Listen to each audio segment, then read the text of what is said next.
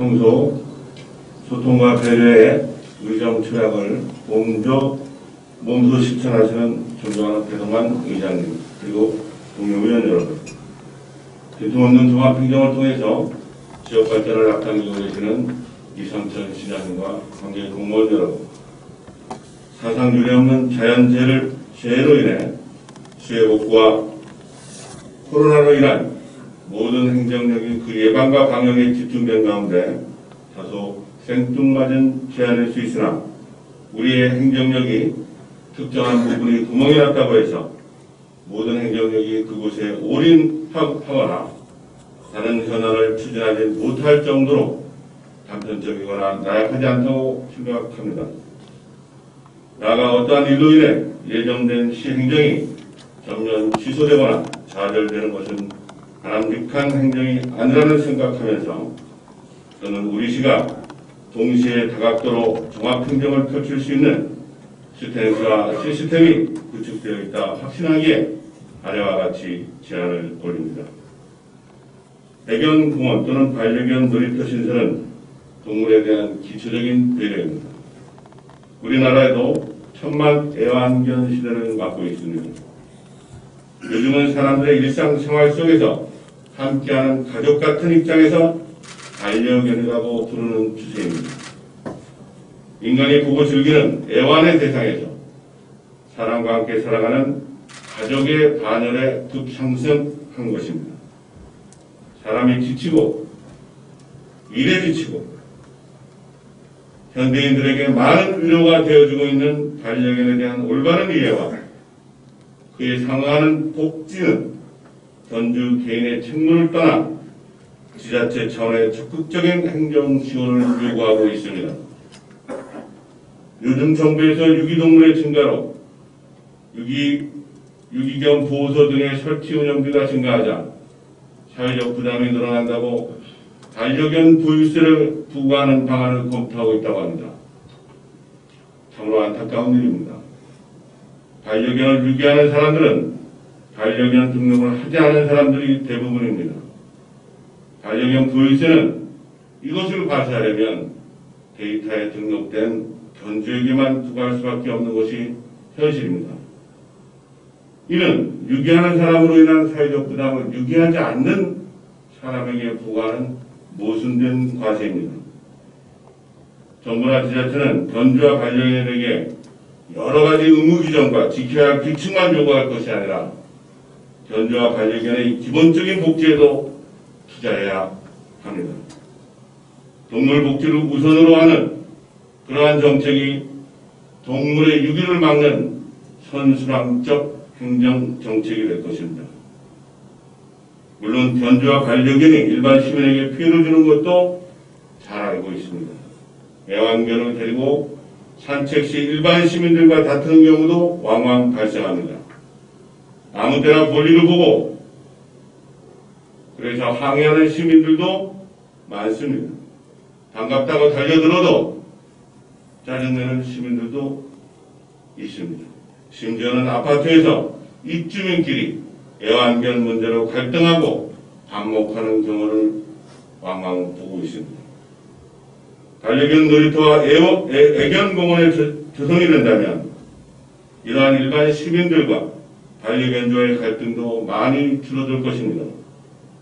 반려견끼리 만나서 마음껏 뛰어놀 수 있는 놀이공간, 그리고 견주들이 만나서 서로 이야기를 나누며 정보를 교환할 수 있는 그러한 공간, 애완견과 견주가 마음 놓고 산책하며 여유로운 시간을 보낼 수 있는 그러한 공간, 바로 반려견 공원의 조성은 시대의 흐름이고 산만여 반려견주의 희망입니다. 과거 조선 경종시대에 수한 권사화 선생의 애제자 2명의 애제자 가운데 이강과 한원진 사이에 인물성 동의 논쟁이 벌어졌다고 합니다. 동물들도 인간처럼 희노애락이 있는가? 사단 칠정이 있는가? 기본적인 성만의 인간과 동물이 같은가? 여기에 대한 석학들의 대논쟁이었습니다. 당시 이 논쟁으로 학파가 갈라지고 학풍이 나눠지는 등 큰 파란이 몰고 왔던 그러한 논쟁이었습니다. 이러한 성현들도 동물 중 동물 그리고 그 중에서 인간과 가장 지근거리에 있는 견에 대한 많은 고민을 해왔던 것입니다. 주인을 구해준 지혜로운 개의 이야기는 비단 전설로만 들려오는 것이 아니라 현실 속에서도 우리는 쉽게 찾아볼 수 있습니다. 반려견들도 그들 간에 소통의 언어가 있고 모정이 있으며 나름의 배려와 간절함이 있습니다. 바로 이런 모습 때문에 사람은 그들과 함께 있어 위로받고 치유받고 있는 것이 아닌가 생각됩니다. 우리 구장에 등록된 반려견이 5,800수가 증가하고 있습니다. 실질적으로 전수조사를 한다면 3만여 명 정도는 반려견과 함께 생활하고 있다는 통계 수치가 나옵니다. 서너 집 건너 한 집은 반려견과 함께 생활하고 있는 것입니다. 이는 여타 시군에 비해 2배 가까운 숫자입니다. 더욱이 요즘과 같은 코로나 시대 집 밖의 생활이 집안 생활보다 집안 생활이 많아지는 지금과 같은 시대에는 반려견과 함께하는 시간이 너무도 많아지고 있습니다. 3만 반려견 시대 우리 제천에서도 이러한 반려견과 견주를 위한 공원이나 놀이터 정도는 있어야 한다고 생각합니다. 나아가 애경공원이 전국 규모의 반려견 페스티벌도 개최해서 힐링과 자연 치유 도시 코로나에 무풍지대 우리 제천을 알릴 수 있는 좋은 기회도 될 것입니다. 관광 상품으로서도 가치가 높다고 생각합니다.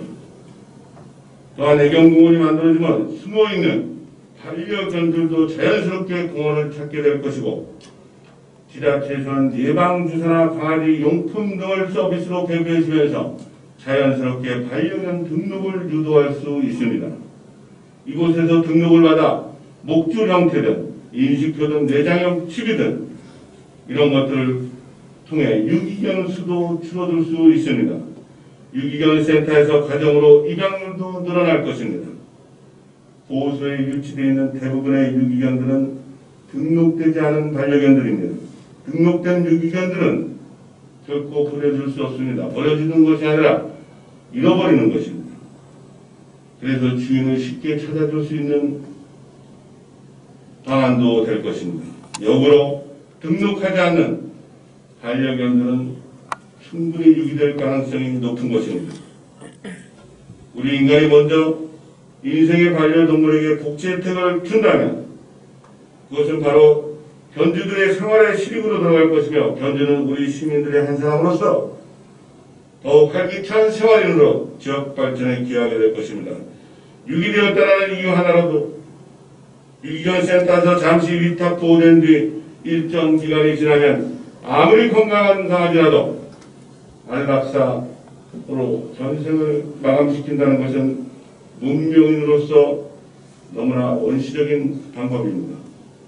이 안락사를 원천적으로 막을 수 없다면 최소한의 유기견 수를 줄일 수 있는 대책 중의 하나인 반려견 등록제를 실시해야 합니다. 애경공원이나 반려견 놀이터가 바로 이러한 문제들까지 해결해 줄 수 있는 마당 쓸고 돈 주는 일거이득일 것입니다. 동물이나 인간이나 생명은 매한가지로 지정한 것입니다. 유기견 센터가 없는, 그래서 건강한 강아지가 안락사되지 않는, 그래서 전국 제1등의 문화시민의 긍지를 가지고 살아갈 수 있는 제천을 만들기 위해서라도 반려견 등록제가 이루어져야 합니다. 그러기 위한 선도적인 행정, 적극적인 행정이 펼쳐져야 하며 그 시작점은 바로 애경공원, 즉 반려견 공원의 조성이다. 이렇게 생각합니다. 오늘의 저희 주장을 심도 있게 검토해 주셔서 반려견 공원이 조성된다면 중부와 경기권의 반려견지들이 주말이면 제천을 찾을 것이며 반려견과 견주들로 인해 파생적인 관광 수입도 상당하리라고 생각이 됩니다. 이는 타 지역보다 앞서 특정한 관광 타켓을 선정하는 것이고 제천의 또 하나의 명물, 관광 명물을 만드는 것이고 나아가 의병의 고장답게 수준 높은 문화인의 긍지를 세우는 일이라 확신하면서 5번 발언을 마치겠습니다. 경청해 주셔서 감사합니다. 이재신 의원님 수고하셨습니다.